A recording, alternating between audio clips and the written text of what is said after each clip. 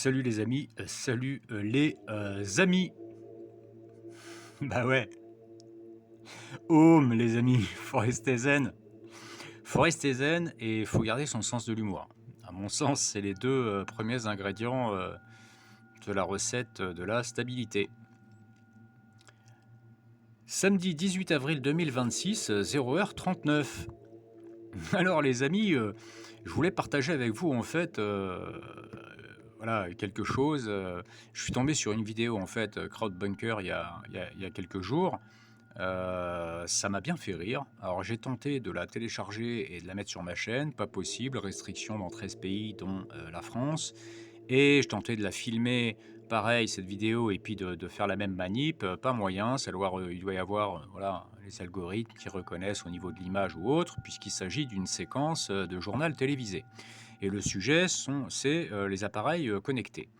Alors, ce que je propose, c'est de vous faire écouter l'audio, ça dure 4 minutes 14, et je vous exhorte à bien écouter dans les détails ce qui est dit, et puis on se retrouvera après, en fait, pour que je puisse voilà, enchaîner dessus, puisque une expérience derrière, enfin bon, vous comprendrez. Si vous souhaitez voir cette vidéo, vous pourrez aller sur la plateforme Crowdbunker, aller sur la barre de recherche, taper juste science-fiction ou scénario de science-fiction, vous tomberez dessus, 4 minutes 14. Et je vous mets pas, moi, le lien en bas de la description de la vidéo, puisque j'ai encore moi-même des restrictions sur YouTube qui fait que, hormis les liens YouTube, bah, les autres n'apparaissent pas totalement. Bon, vous aurez compris. Donc voilà, bah, ce que je vous invite à faire, alors je vais juste cacher un moment la caméra pour éviter d'avoir des images qui risqueraient d'être reconnues par les algorithmes YouTube. Le temps de faire partir donc cette vidéo, ou du moins vous aurez l'audio, et puis comme je vous dis, bah, on se retrouve juste après. Donc je vous exhorte encore une fois, enfin en tout cas vous en ferez ce que vous voulez, à bien écouter. Allez, à toutes.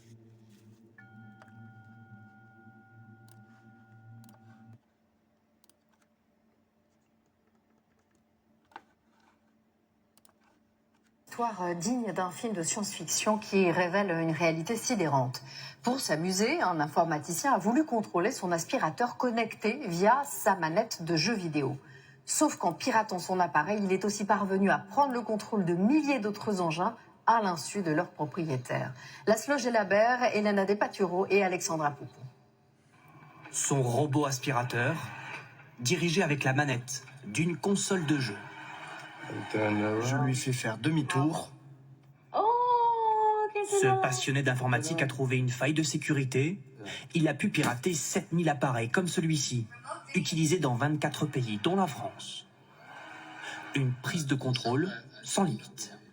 Je pouvais récupérer le flux audio, le flux vidéo, grâce aux caméras ou aux microphones du robot, voir à la place du robot, se déplacer, entendre, envoyer du son, parce qu'il y a aussi des enceintes. Plus troublant, il a aussi pu récupérer le plan des maisons où sont installés les robots ménagers.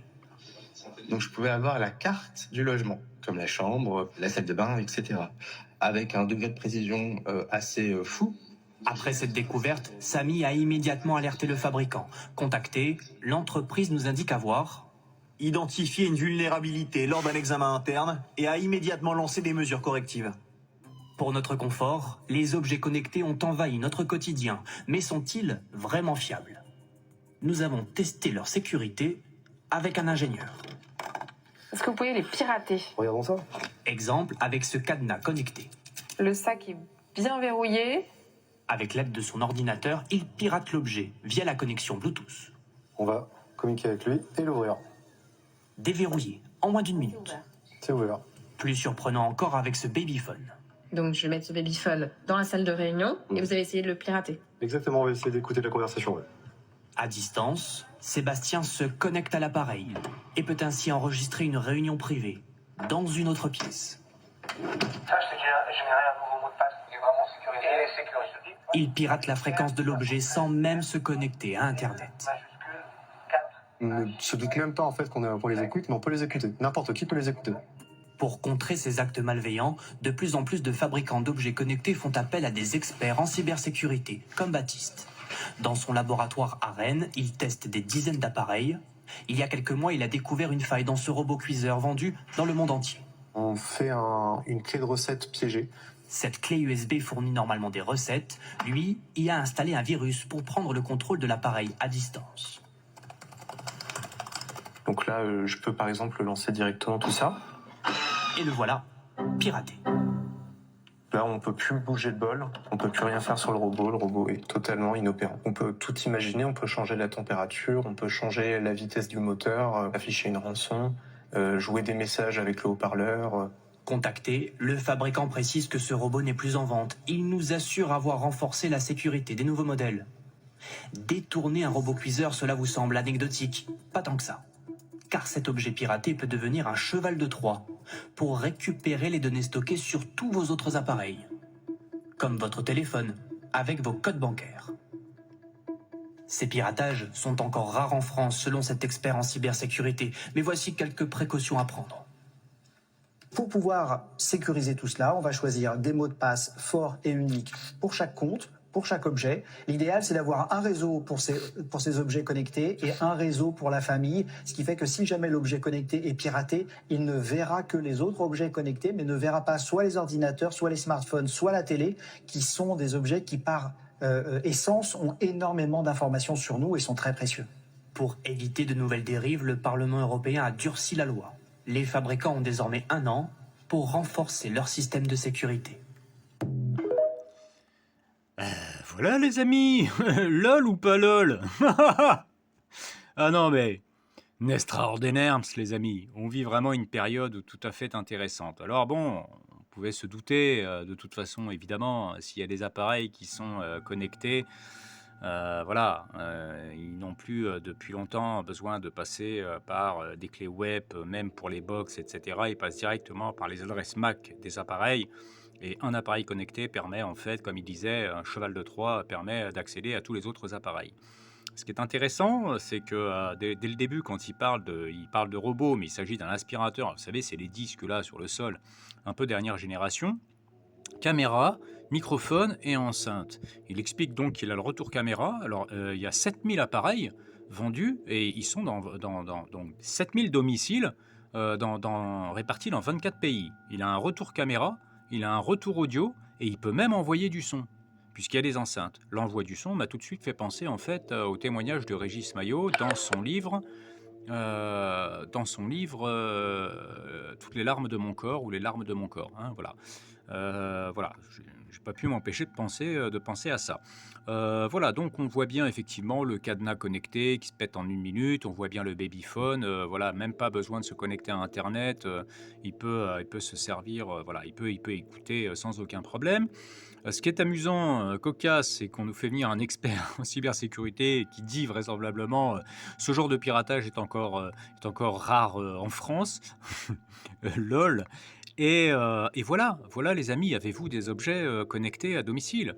Alors, ce que je voulais dire derrière, parce que ça sert à rien de rajouter, de tartiner là-dessus, mais la dernière fois je discute avec quelqu'un, moi je n'étais pas au fait de ça, même si je me doutais un petit peu du truc, évidemment, ils arrivent à tout pénétrer maintenant, c'est assez évident, et ils sont bien au-delà, parce qu'encore une fois, il s'agit d'une séquence d'un journal télévisé, si ça passe au journal télévisé, c'est comme le magicien hein, qui agite la main gauche pendant qu'il est en train de faire son tour de la main droite, c'est qu'ils sont bien au-delà, et on le sait.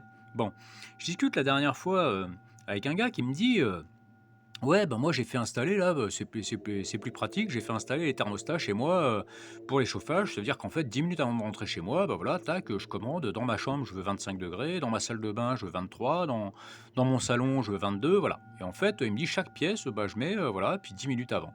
Et je dis, putain, ouais, sympa, ça pratique, etc. Il me dit, ouais, d'autant plus que c'est pris en charge par l'État. Je dis, tiens donc. Il me dit, ouais, en fait, je pris rendez-vous, en plus c'est rapide, ils sont venus 3 semaines après, ils m'ont installé ça, j'ai rien eu à payer, c'est pris en charge par l'État. Je dis, ah ouais, qu'est-ce que ça veut dire, comment ça, pourquoi?